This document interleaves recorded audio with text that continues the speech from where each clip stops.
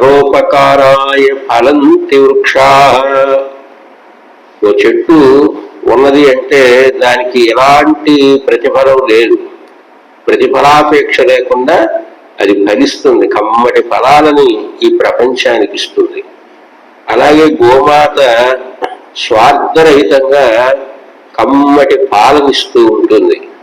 ఇవన్నీ గనక మనం ప్రకృతిలో చూస్తే మనిషి తప్ప అందరూ అన్ని లోకంలో క్షేమాన్ని కోరుకొనే చేస్తాయి, కానీ మనిషే కొంత క్షేమాన్ని, కొంత స్వార్థాన్ని, కొంత కార్పణ్యాన్ని మనసులో పెట్టుకుంటాడు.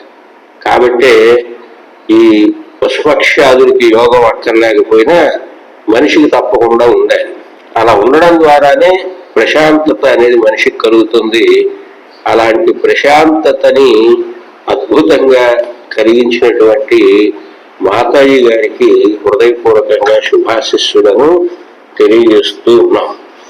మధుర కోమల మంజుల వాగ్విభూషిణి లలిత కళా ప్రతిభా సంపన్న లక్ష్మీ విలాసిని వీర వీర నిగ్రహానుగ్రహ సమర్థ గుణదాక్షాయణి దుర్గా భవాని నామాంకిత మంజుల యోగిని.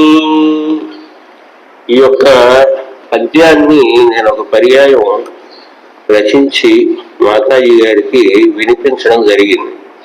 ఎందుకనంటే వారిలో ఒక అసాధారణమైనటువంటి ప్రతిభా విశేషం, అలాగే త్యాగగుణం, శ్రమని సంతోషంగా భరించగలగటం, కష్టసుఖాలను అధిగమించి ప్రశాంతతతో యోగాన్ని నేర్పి ప్రశాంతత లేని హృదయాల్లో కూడా ఆనందాన్ని కలిగింప చేయటం అనేది వారిలో మనం చూస్తాం. కాబట్టి మాతాజీ గారి యొక్క కృషి చాలా గొప్పది. వారికి హృదయపూర్వకంగా గురు పరంపర తరపున శుభకామనలను, శుభాశిస్సులను తెలియజేస్తూ ఉన్నాం.